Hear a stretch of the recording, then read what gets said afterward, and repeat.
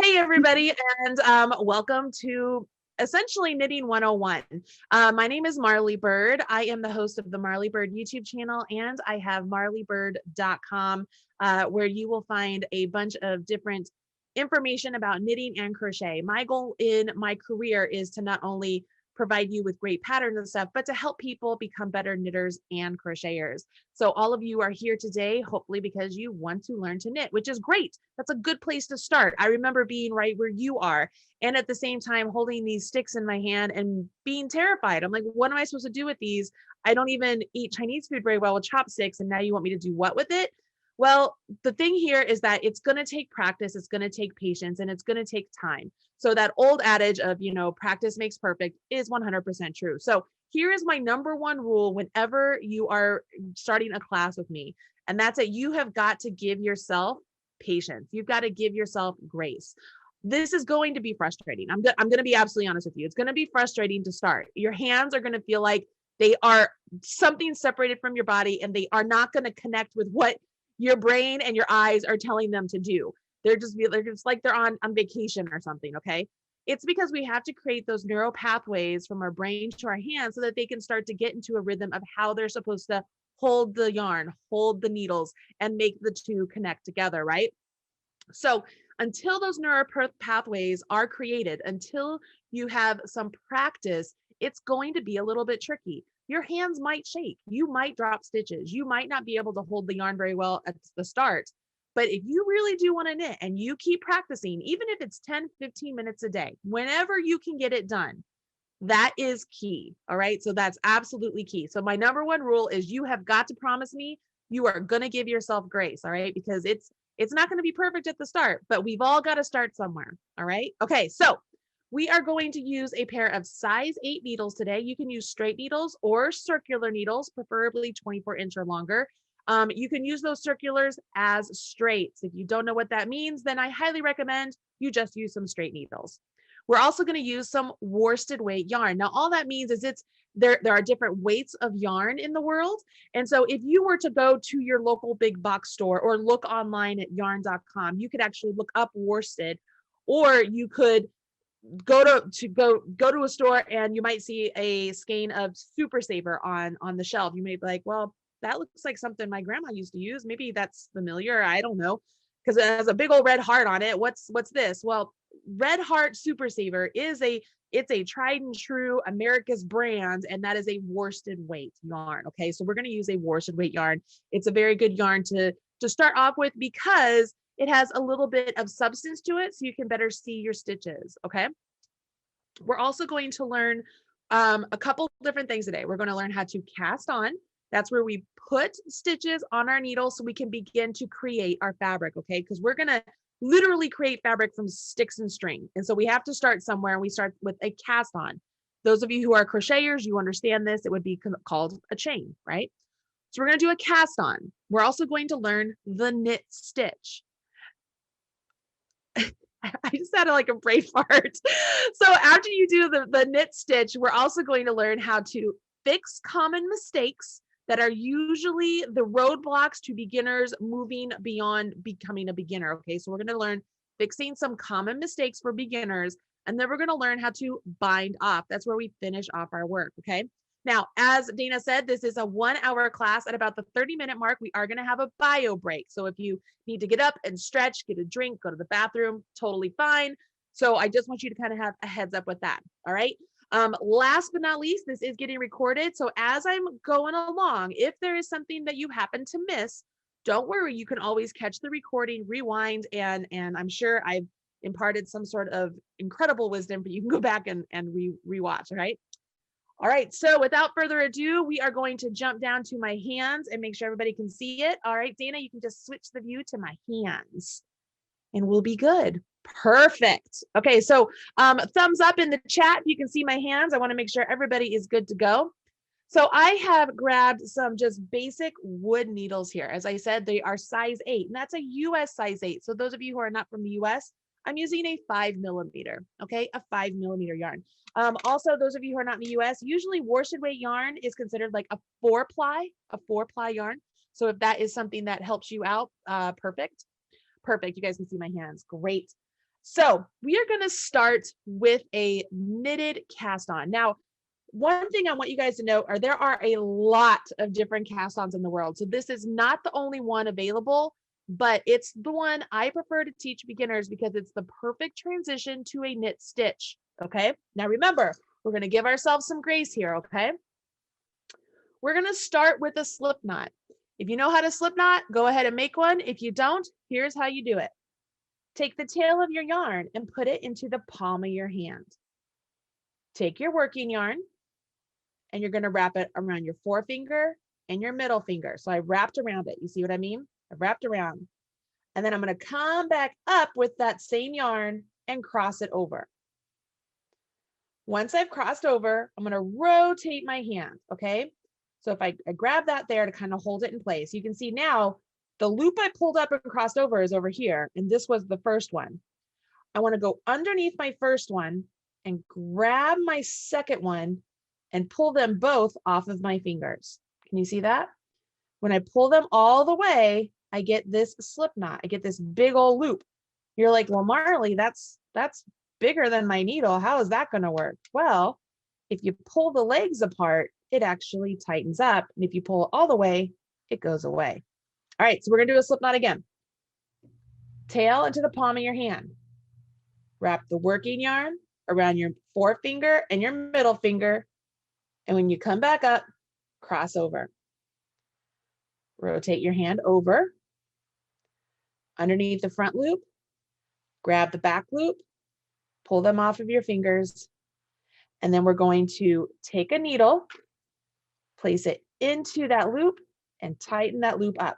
And when I say tighten, I don't mean like make it so snug that it's not going to move on your needle, but definitely snug it up to where it's the same circumference of your needle, because the size of your needle determines the size of your stitches. So if you've ever heard the term gauge, or if you ever hear the term gauge later, gauge is determined by the size of your stitches as you're knitting. So you would get like 5 stitches per inch, 6 stitches per inch, and your needles help regulate that. So the different size needles will help you make your stitches either larger or smaller, as long as you keep those stitches the same size as your actual needle. Okay, whether you're left-handed or right-handed, it really does not matter when it comes to knitting because we use both hands, okay? So now that we have this loop on our needle, I'm going to place this needle into my left hand. And you'll notice the first thing I do is I put my finger on that loop. Here's my reasoning. I'm going to tell you this because it's something that usually will stick with people. We don't get to control many things in our life. Let's control this loop because we can. Okay, we want to make sure we control that loop and don't let it fall off this needle until we tell it to. So we say it's okay. What we're going to do here is essentially create a knit stitch. We're gonna do a knit stitch and then create a stitch from doing that. So what we're about to learn is actually the first step to actual knitting. All right, you guys ready? I grab my other needle in my right hand. So I have 2 needles. As I'm knitting, you guys, the needles are going to stay really close together like this. I never want to pull them apart like this. Okay, I never want to have them pulled apart like this. They're going to stay relatively close together. As far as your tail, or not your tail, like move your tail out of the way, but your working yarn, I'm going to move my working yarn over here. Your working yarn, you want to find a way to hold this yarn that's comfortable to you. And I'm only mentioning it now because I know somebody's going to ask. Eventually, you guys, you will find a way to hold this yarn that's comfortable for you. I always hesitate to tell beginners how to hold their yarn because I feel like that's something that's very personal. I have friends who like to wrap it around their forefinger like this. I have friends who wrap it around their middle finger and go up. For me, I wrap it around my pinky and then I put my fingers underneath. But it's such a personal thing. The biggest thing here is that at some point you're gonna have to maintain tension on this. It's not something you can just always let go. Otherwise, you will not create a consistent stitch and you'll never be able to get gauge. So as you're working along, just find some way that works for you. And I'm telling you, about a week into your knitting, you're gonna automatically grasp your yarn in some way and you won't even realize that you decided how to hold the yarn. Like it'll be like Oh my gosh, I'm already doing it. Okay, what I want to do, oh my goodness, I even turned off my phone. I'm sorry. You guys saw me. Dana, you saw me. I turned it off. Okay. I did. So I'm putting this loop, I'm sorry, this stitch, I'm bringing it down here sort of to the tapered end of my knitting needle. And those of you who are like, well, is it going to fall off? Yeah, if I let it fall off, it will. But the reason I want to bring it down to the tapered portion is because when it's up here, it's the same circumference, right, as my needle. But as I bring it down to the tapered portion, that gives me a little slack room to be able to get into the stitch. So I'm still holding onto the stitch. See that? You see my left forefinger is still on there. I'm going to take my right hand needle. And if I were to look like this, I'm going to go from left to right, but I'm going to stick my needle through this front loop and I'm going to put it in just like this. Okay. So it's like, this is just a circle. I'm just putting my needle through the circle. You guys see that? Putting my needle through the circle. Now, this is where it gets a little tricky and it's weird to start with. Okay. You're going to grasp both needles in one hand. Okay. And that's where you're going to grab your working yarn and we're going to go the long way around this needle. I don't want to go over top like this, like that's, I'm calling that the short way. We want to go like down beneath it, up around to the left, back around and come back over here to the right. We want to go the long way. So we want to go this long path around that right hand needle. And now we've wrapped this yarn around that right hand needle. You want to maintain some tension on this yarn.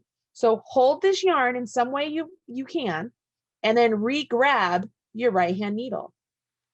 Now here is our goal. Our goal is to, with these pointy sticks, pull that string through that circle, right? Seems like it'd be much easier with a hook, right? And yeah, it is, but this is knitting, not crochet.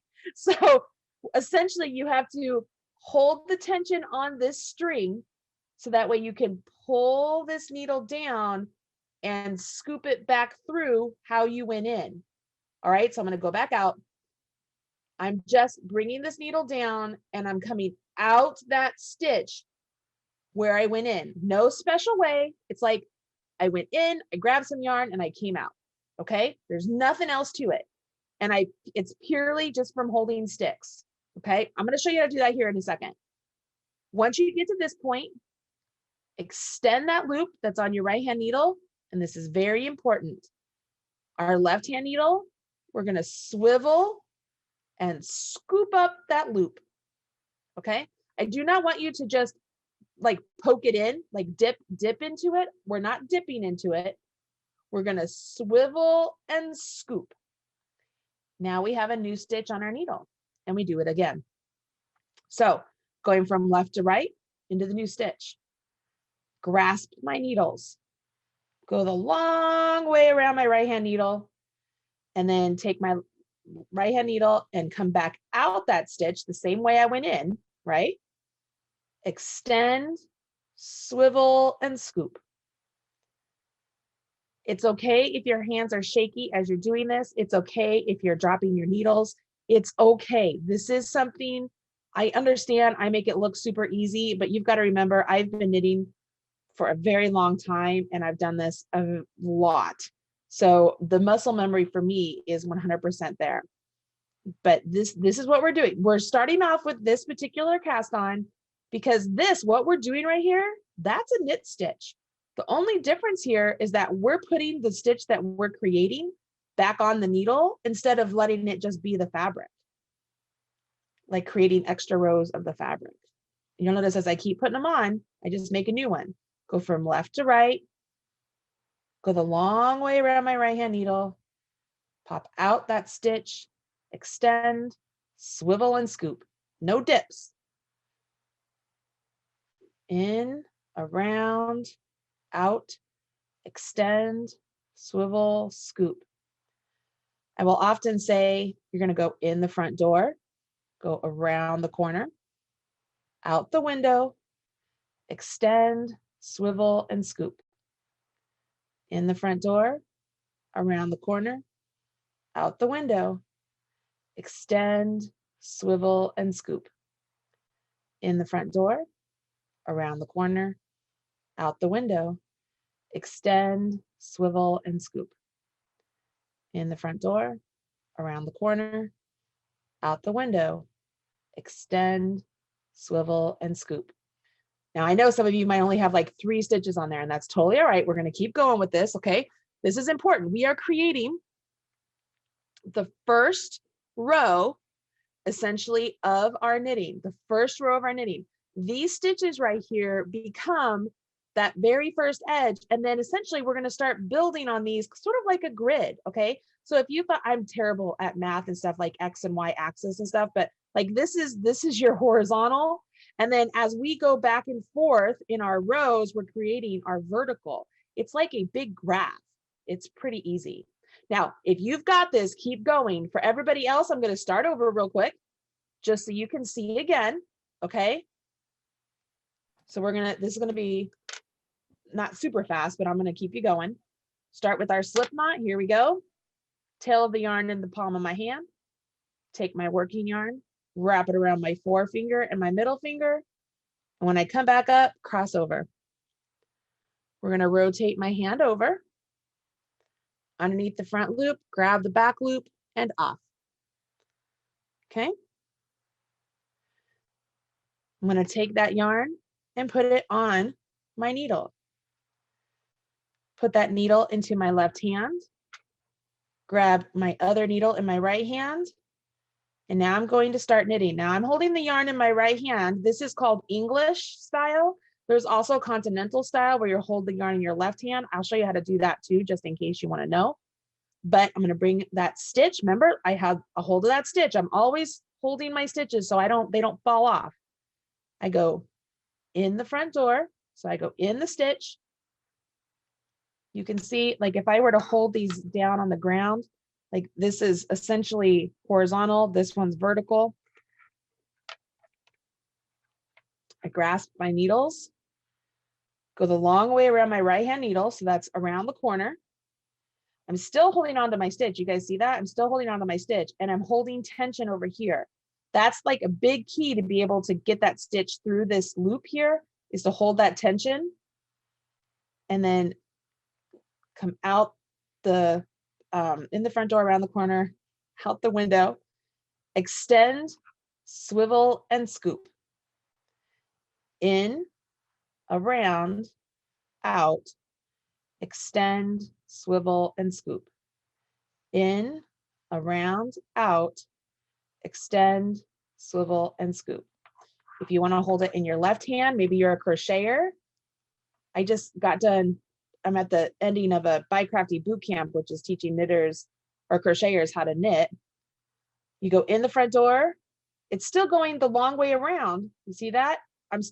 It's going the long way around. I go around, I come out, extend, swivel, scoop. In, around, out, extend, swivel, scoop. In, around, out, extend, swivel, scoop. If you're a crocheter, just so you know, you're wrapping your yarn differently than you do when you crochet. Okay, now I don't want to confuse people too much, so I'm going to go back over here. Again, it's the same movement, it's just you're holding your yarn in a different hand. Oh, now I'm started knitting. Okay, so I'm going to get some stitches on here real quick. Dana, how's everybody doing in the chat? We are great. Maureen is wondering, how many stitches should we have on the needle? You know what? I'm going to say get on there, whatever you're comfortable with, that we can work down and get some rows. I'm going to say at least have 10, but if you have 20 and you're comfortable with that, then get 20. All right. All right. And then, I have one more question from somebody. Just to confirm, what is the name of this cast on method? This is called the knitted cast on. Fantastic. Because we are creating, and you're going to see this here in a second, guys, when we actually knit. This is called the knitted cast on because we're essentially creating the knit stitch and then just popping it on our needle. And like I said, there's a lot of other cast ons out there. This is one I very rarely use, but I think it's great to teach beginners because you'll see here, we're going to transition directly into a knit stitch here, okay? All right, so you have all your stitches here. Here's the cool thing. So we've been casting on, and all of our stitches are already cast onto our left-hand needle, because as we knit, we always want to put the needle that has the stitches on it we're getting ready to work into in our left hand. So we already have those there. So we don't have to change our needles up at all. We already have our stitches on this needle, and we're already holding them in our left hand. So we can actually transition directly to a knit stitch. And here we go, okay? It's gonna be so familiar, and at the same time, it's like, oh my gosh, this is mind-blowing. All right, so right here's our first stitch. You're gonna go in the front loop, go around the corner, come out the window. Now, instead of swiveling and scooping, this stitch right here, we've been hanging on to until we could tell it to jump off. We're gonna let it jump off. So we literally let it jump off your left-hand needle. See that? Now, don't get excited and then pull your needles apart, okay? Keep them right here. And at the same time with this, don't pull up like this, okay? Do not think, oh, that's really loose, and then pull up like this. Don't do that, okay? I'll explain more later. Just don't do that now. Okay, so now we have a stitch over here we have to pay attention to. So for me, I will sometimes use my thumb right there. Sometimes I'll use my middle finger there. I have friends who don't ever pay attention to that stitch right there, and they just kind of knit their merry little way. I'm a control freak when it comes to my stitches. I want to make sure they are not jumping off until I tell them to, okay? Down here, these stitches here, as you're knitting, your other fingers and your thumb will gradually kind of push them up the needle. You'll get in a rhythm and a balance with it. So don't worry about it too much. Just know that as you're knitting, you gradually want to get each stitch up here to the tapered section, so that way you can work into it. And then conversely, once it's actually knit and it's on your right hand needle, you want to make sure it gets back down here to the barrel of the needle. Because if we keep them up here at the tapered section, they're going to become that size and they're never going to fit. All right. So we have one stitch here. We have another one over here ready to go. So we go into it just like before. We go around our needle just like before. We come out that stitch just like before. And we jump off the porch. In the front door, around the corner, out the window, off the porch. In the front door, around the corner, out the window, off the porch. In the front door, around the corner, out the window, off the porch. In, around, out, off. In, around, out, off. In, around, out, off. In, around, out, off. If this is very uncomfortable, if you feel shaky, if you feel like you're dropping stitches, if your stitches feel loose, you are a-okay. That is 100% natural and normal as you are starting to knit. Okay, you guys, this is completely new. Your hands have never done something like this. Okay, just be patient with yourself. Remember what I said. You've got to give yourself some grace to learn a new skill. It's one of those things that as you practice it, it will gradually become easier. Okay, it will gradually become easier. When you get to the end, this is the last stitch on my left-hand needle. I knit it just like I've done all the others, but what you'll notice is now I have an empty needle and all my stitches are on my right-hand needle. So the first thing I usually will do is I will straighten my stitches, in that I want to make sure that the fabric I'm creating is flowing down from my needle. I never want it to be flowing up, okay? I always want my fabric to be flowing down from my needles. Once I have that done, okay, everything looks good. I take this needle, put it into my left hand, and I repeat the process, okay? We're gonna repeat the process. Now I wanna point something out here. I'm gonna grab a quarter. And hopefully this translates to all of you who are in a different country. So this is a quarter. One side of the quarter is heads. the other side of the quarter is tails, okay? If you are an American, most chances you know this by heart, right? You're just like, let's flip a coin, heads or tails.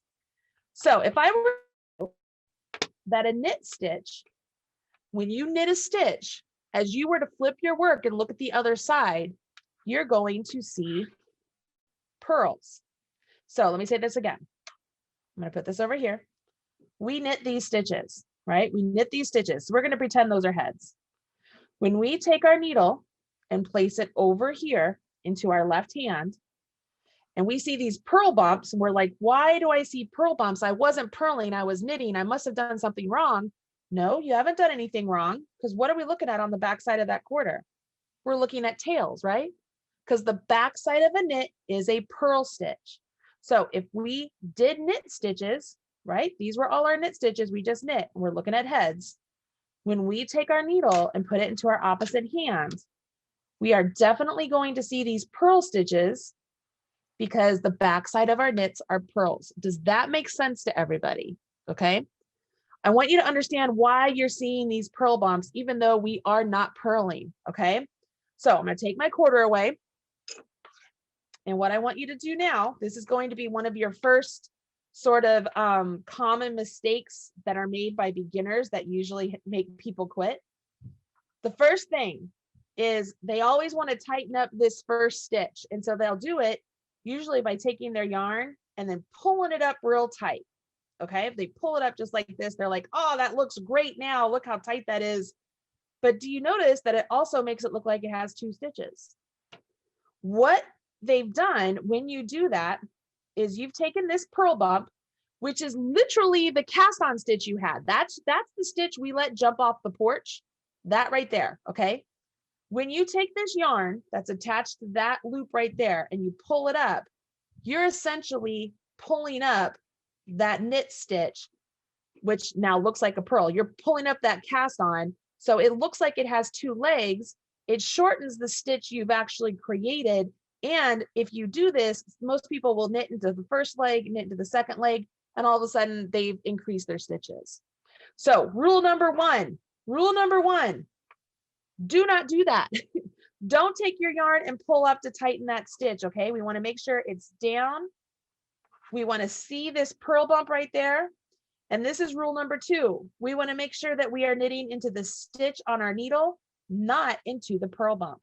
Some people will accidentally start going into that purl bump and then they're dropping stitches and they don't understand what's going on. So you always want to make sure, see my fingers are hanging onto those stitches still. You want to make sure you're going into with your right hand needle into the stitch that's on your left hand needle. Does that make sense? And we're doing it just like before. You go in that first stitch, around the corner, out the window, off the porch. In the next stitch, around the corner, out the window, off the porch. Here's rule number three. When you go in that first stitch, around the corner, out the window, off the porch, again, don't pull your yarn up like this trying to tighten the stitch, because what are you doing? You're actually, there's the purl bump from the stitch you just jumped off the porch right there. You're pulling this up. So again, you're pulling up the stitch from below, you're shortening the stitch you've created, and you're going to have stitches that are so tight, you're not going to be able to work into them. So it's very similar to my whole explanation of don't do that over here. Don't do that as you're knitting either. Don't think, oh, I got to tighten these up the whole way. You really just want to make sure your stitches are the same size as your needle. So as you're knitting, one thing that I do, and I'm telling you guys this as like, I'm naturally a continental knitter. Like this is my preferred way to knit. So when I had to teach myself English, I tended to keep my yarn up here and see how short that makes my stitch. So I have to remember I'm always holding my tension sort of down and away from my needle. Can you see that? It's not up here, it's down and away. And that allows my purl stitch, the stitch I just jumped off the porch, it allows it to stay where it needs to be. It allows the stitches that are on my needle to be the size they need to be. Does that make sense?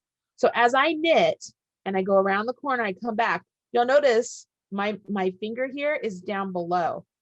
I never have it up here. I have it down low. And that will help you if you're like, my stitches are so tight, I can't get into them. Like that's a very, very, very common problem. Like I did this exact same thing.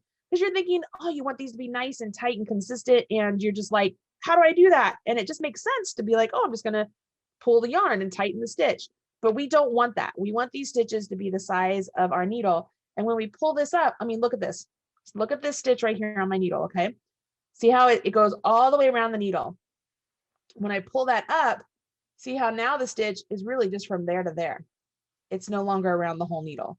You see what I mean? So you want to make sure you do that. Okay, so we're going to keep knitting here. And as I do that, we're going to take a little intermission here, and I'm going to have Dana pop in and chat with you guys, but we're just going to keep on knitting. When you get to the end of this row, turn your work just like we did before and start knitting again. Okay, we just want to keep on knitting.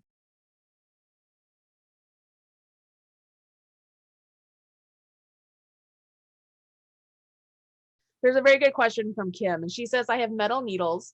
How are you swapping the yarns so smoothly? Is it because they are bamboo? Actually, so your needle choice, you guys, wood needles, bamboo needles, or wood needles tend to grab the yarn a little bit more. So they actually, it's a little bit stickier, so to speak, for me as I am using them. For me, metal needles are my preferred needles. So I'm gonna just, this is a double point needle, but I can show you. I prefer the metal needles with a really sharp pointy tip because I can get them off my needle really quickly. So like right here, if I were in here, like I actually knit really fast with my metal ones. The reason my stuff is going so smoothly is literally just from practice. And it's because I have my stitches on my needle in such a way that they're not so incredibly tight. They're perfectly the size of my needle, and so everything is just smoothly going.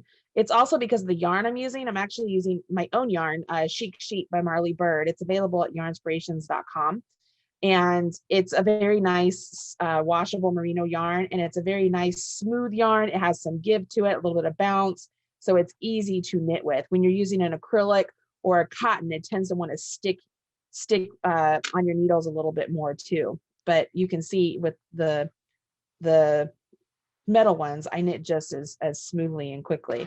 I'm just going to go back to my other ones so you can kind of see here. But that's a very good question. So needle choice can be a very, it's a very personal thing, honestly. There are people who absolutely despise metal needles. There are people who absolutely despise wood needles. I'm kind of in the, I don't despise wood needles, but I'm definitely a metal needle girl because I prefer to go a little bit faster. But I always recommend wood needles or bamboo needles to beginners because it helps grab those stitches a little bit, and it allows you to, or it makes it so that you're less likely to have your stitches fall off your needle because they're a little bit more securely positioned on the wood. If that helps you, hopefully that helps a little bit. All right, so Tina Jackson is asking, is it normal to still be trying to get the first 2 loops? I don't know what that means. I don't understand the question. Because you never want to get 2 loops. You want to, let me put this away. You want to try and still have just this one loop on your needle. You want to make sure you're just going through the one, okay? All right, so we're gonna do another common mistake for absolute beginners, okay? Another common mistake for absolute beginners. This goes back also, it's not mistake, how about a fix? This is a common fix, or this is a way to fix something that a lot of people will mention about. They hate that the first stitch is loose, the first and last stitch. So I'm gonna show you, this is a trick I even show advanced knitters and everybody, but this is how you can really make sure that that first stitch is snug. Because even right there, see, it's a little bit loose. That's what makes people tend to want to pull up, and they're like, oh, that makes it look so much better, right? I get it, I totally understand. But let's think about the anatomy of a stitch here for a minute. This last stitch I knit, when I go to knit the first stitch, it's essentially just an extension of this loop, right? So the next stitch I knit, if I were to pull the yarn a little bit and wiggle my needle, it's going to tighten up the stitch below. So that's what I'm going to do. Watch this. I'm going to go into the first stitch. I'm going to knit it. And when I jump off the porch, I'm going to pull on my yarn and wiggle my needle. And you can see it tightens up the stitch below the stitch on my needle and the one on my needle. And it just makes things a little bit more nice and tidy. Now you don't want to pull it too tight because it'll make it so that it cinches up on the side. but a little wiggle of your needle and a little tug of your yarn will help you get that side nice and tidy. A little wiggle and a little tug, okay? Here's the next common mistake that beginner knitters will do, and it makes them just want to throw their needles across the room and give up. They'll forget, because, and for you guys, I haven't even told you this yet, I've just kind of naturally been doing it. You want your yarn behind your needles as you are knitting. When we purl, our yarn will be in front of our needles. But when we knit, we want our yarn always behind your needles. The reason is, say you have your yarn in front of your needles and you go to knit the next stitch, watch what happens. I'm going to bring my yarn back to go around that needle. And can you see that right there? You see that loop? That loop is called a yarn over. It's an actual stitch. You actually use that stitch in lace. But what it's going to do is it's going to create an extra stitch in your project, and it's also going to create a hole. So a lot of people will see that and then they'll have a hole. They'll think they dropped a stitch, but they didn't drop a stitch. They accidentally created an extra stitch by having their yarn in the wrong place, okay? So I'm gonna create that stitch because I'm gonna tell you how to get rid of it if you happen to do that. All right, so if you happen to make that mistake, congratulations, you're an advanced lace knitter, okay? Because that's what that is. You're gonna notice that you have one extra stitch than you had before. You're also gonna get a big hole. So I'm gonna keep going. So that's the first mistake. You wanna make sure your yarn is always behind your needles as you are knitting, okay? Should a stitch fall off your needle like this, don't panic. It's okay. If you're able to grab it and just pop it right back on your needle, perfect. If it falls off your needle and say it comes off one and you have that big loop, don't panic. Simply put your yarn, put that loop on your needle. Okay, I have it on my right hand needle, and I'm going to scoop up that loop, and I'm essentially going to use my left hand needle. I'm going to grab the stitch that over that string, and then now I have a new stitch, and I put it back on and I fix the stitch. Now I understand that that's really advanced and it's a little bit further than where you are, but I will let you know this is like one of the biggest problems people have, and the biggest fear is dropping stitches and not know how to fix them. So I have an entire video on my YouTube channel about fixing mistakes like that, like how to fix drop stitches. So if you ever have trouble with it, don't worry, I'm there to help you out. So it's not the end of the world if you drop a stitch, okay? So it's not the end of the world. All right, here's the next common mistake. You guys ready? You put your needles down. You have to go, you're like, no, you put them down. You have to go, you have to deal with the baby or stop the cat from puking on your favorite couch, or you have to go answer the phone, or maybe I don't know, whatever, your cookies are burning, whatever it is. And you come back, you pick up your needles. You're like, where am I? Okay, yeah, okay, I'm knitting. And you're like, oh, Marley said I have to have my yarn in back. Okay, so it's in back, and you start knitting. And you're going along and you're just like, man, I'm really getting good at knitting. This is so fantastic. Marley's such a good teacher. And then you pause to admire your work and you go, what the heck is that? Oh, that's it. She's terrible. I suck. I'm done. I'm never doing this again, right? That's where you are. Well, the thing here is when you picked this up, you accidentally started going the wrong way. So when we pick up our needles, when we have to set them down mid-work, you pick up your needles, you want to make sure the needle with the yarn attached to it is in your right hand. And you'll notice when I picked it up, it was in my left hand. Go ahead and rewind it. You'll totally see. So if this happens, you have to either take your needles out and put them back in later on, like rip out your work, or you have to do what's called tinking. So here's another way to fix things. Okay, you guys ready? Tinking is when you knit backwards. So tink is knit spelled backwards. And here's where we're going to be. That's my yarn over, by the way. That's the thing we're going to fix. So I'm going to ignore that still. What happened here, I'm going to use this needle. This is handy. The stitch as you knit right there, that stitch, that is the mother's, or that's the daughter stitch of this one here that we left fall off the porch. That's our mother. So here's the mother and here's the daughter. What we want to do when we unknit is we want to take our left-hand needle and stab it into the mother and let the daughter fall off. So we've essentially taken the stitch that we let jump off the porch and we put it back on. Okay, so then you do it again. Stab the mother, let the daughter fall off. Stab the mother, let the daughter fall off. Then you're to this last one. You're like, oh, that looks a little funny. All right, well, I gotta really look for it. Stab the mother, let the daughter fall off. Oh, look here. Now you're back to where that funny hole is. You can see your yarn is over here on your left needle. Well, silly me, I'm not supposed to have it on my left needle. So you rotate it around. You're like, oh, okay, Marley's good again. She's a good teacher. I know what I'm doing. I was able to tink. I was able to be like, yep, okay, I made a mistake. I picked up my work. My yarn's in my right hand. Now I can keep knitting. And, you know, when you need to take a break and munch on your burnt cookies, you're totally good to go. Just dip them in some good coffee and you'll never know. Okay. So mid-work, if you were to drop this down and you pick it back up, make sure your yarn is on the needle in your right hand. You see what I mean? Okay. Everybody with me on that one there? All right. It looks like you are. All right. So I'm going to get to the end here. We're going to remember, I always get to the end. I make sure my work is flowing down from my needles. I kind of take a peek and see if I have any mistakes. And this is where I could be like, oh no, I have a yarn over, right? Or I have a hole. Did I drop a stitch?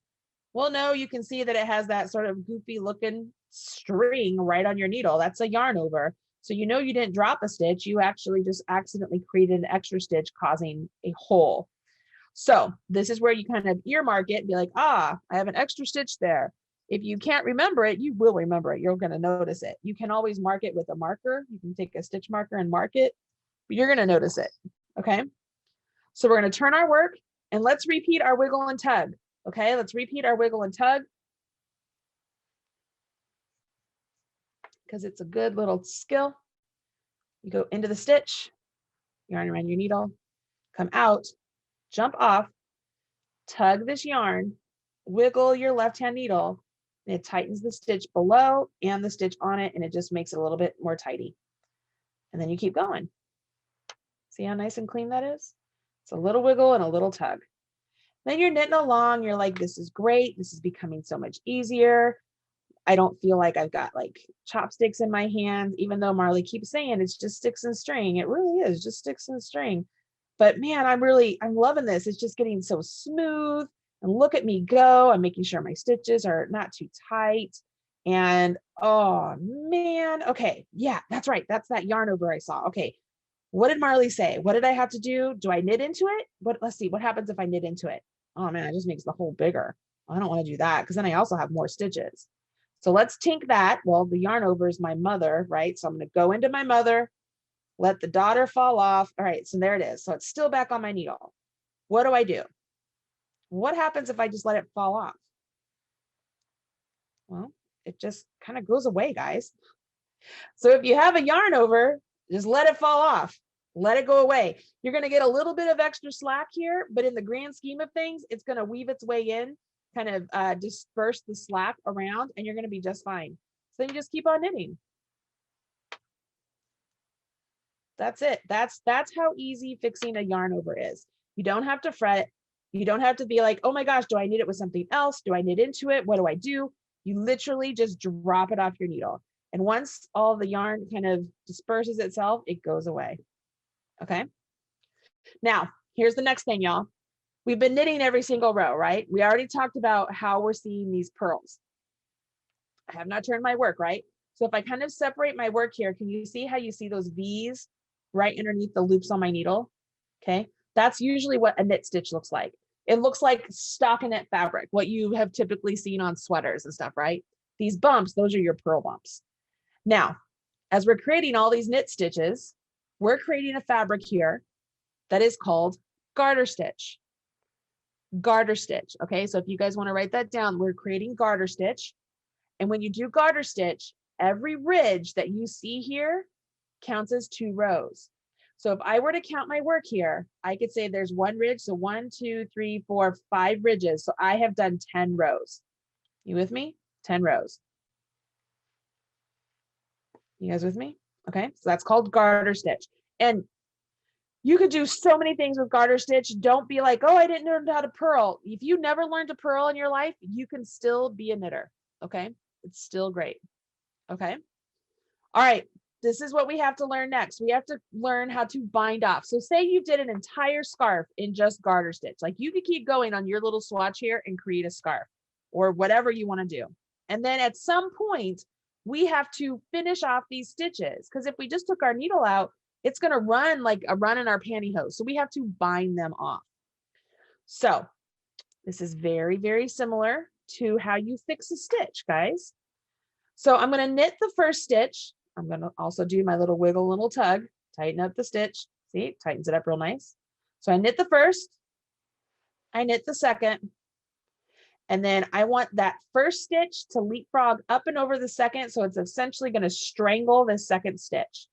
So I'm going to go in, let it leapfrog up and over and off, and it's locked it in place. So then I knit one more stitch so I can get 2 stitches over there. Have the back stitch, jump up and over the front. Now the whole time I'm doing that, guys, I'm still holding tension on that front stitch, okay? So it doesn't go off with the back one.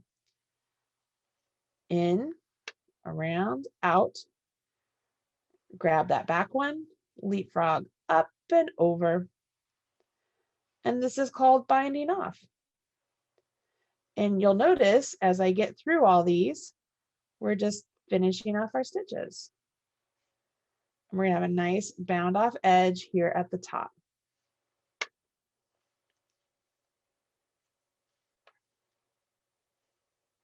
Dana, how's everybody doing? Everyone is wonderful. We have some good questions here about tension. How do you adjust your tension as you're going? And somebody else is saying, you know, they notice whenever they do the stitches, they have big gaps between the stitches. So how do you fix those things? Okay, so one thing is going to be finding a way to hold the yarn that's comfortable for you. Okay, so find a way to hold the yarn that's comfortable for you. Second, what I mentioned about making sure that those stitches are the same size as your needle and that you aren't pinching up your yarn like this. Okay, you want to make sure that. Second, as long as you can make those stitches always the same size of your needles, that will help. And then honestly, third is really just practice, guys, and practice making sure your needles are staying together. Try not to ever have your needles come apart like this. Like don't knit and then be like, ooh, that's so cool. Like this is not good. Don't do this. Your stitches should always be like this. If you were to think of these knitting needles as just a straight line, right? As if they were all just one straight line, but then you broke them in half. That's what we're doing here. Okay. Does that make sense? It's like it's one stick, we broke it in half. And so that way we can use 2 of these, but we always want these stitches to always be as close together as a straight line as possible. Now I forgot to keep knitting as I was talking. So I'm going to tink again. It's a good opportunity for you guys to see. Just go into the mother, stab that mother, pull the daughter out. I know that sounds terrible, but it makes sense, right? Like you're just like, oh, I get it. And up and over. Is there another question, Dana? Somebody says they have a stitch that is crossed over somehow. If you know what that means or how to fix it. Okay, so here's what I wonder. I wonder if when they came around the corner and came out the window, if somehow, instead of coming out the window, maybe they didn't fully come out the window before they jumped off the porch. So it looks like that. Does that make sense? So there's out the window and there's where I have my yarn around my needle. And then there's the stitch I let fall off. And then I keep going and it looks like that. All that is, it's just an incomplete stitch. So if you have that, try and tink back to where it is and then try and unwind your yarn. And what you'll notice is your yarn is attached to the stitch behind the one on your needle. And that just means you accidentally slipped it without actually working into it. So you want to put that stitch back on your left-hand needle and then actually fully work into it. Does that make sense? So you want to make sure you complete all the steps. And I mean, and I know it sounds very juvenile, guys, to kind of say that mantra, but honestly, even today, I still say it to myself. I'm like, in the front door, around the corner, out the window, off the porch. And then it's very easy to be like, oh, I forgot to jump off the porch, or, oh, I forgot to go out the window. You know what I mean? It's like, oh, okay, I know where I am. So as you understand how your stitches are created, it will help you better understand how to fix your mistakes. Hopefully that was helpful. And when you get to the end here, guys, when you get to the very end, hey, newsflash, a couple things, y'all. It's back to school time. Go to the store, do yourself a favor, stock up on safety scissors like this, because you can put one in all of your knitting bags and you can travel with them on a plane and they don't get taken away. Second, if you add a pom-pom to your scissors, you will never lose them. This makes things so much easier. All right, so I snipped my yarn. I have a loop on my needle. I just extend that loop up and I'm just gonna let that yarn come all the way through and out. Give it a tug and it locks everything in place. You can see that's the top of my knitting. Here's my garter stitch, right? Here's my garter stitch. Here's my cast on row. And I have a garter stitch little swatch. Okay. All right, Dana, do you want to go back to my face real quick? All right, guys. Hey, so a couple things here. You learned to cast on, you learned to knit, you learned how to fix some common beginner mistakes, and you learned how to bind off. What you didn't learn how to do was purl. Is that a problem? No, it's absolutely not a problem. And because you didn't know how to purl, can you call yourself a knitter? Yes, you can call yourself a knitter. You are knitting. You can create a multitude of projects out there just knowing how to knit. There are designers who have built entire careers just on garter stitch. So even with these very basic skills and practicing these very basic skills, and remember rule number one, give yourself grace, give yourself time to understand and practice and let your mind create those neural pathways. Okay, you have to do that, you guys. But if you just keep doing that and you never go beyond what we learned here, you're still ahead of the game. You've learned a whole bunch of information, and that's a lot of information to throw at you at just with an hour's time frame. So make sure when you get this recording, you go back and rewatch it. And if you ever need any help, I do have the Marley Bird YouTube channel where I have a lot of tutorial videos there for beginner projects, beginner skills. There's even a whole lesson.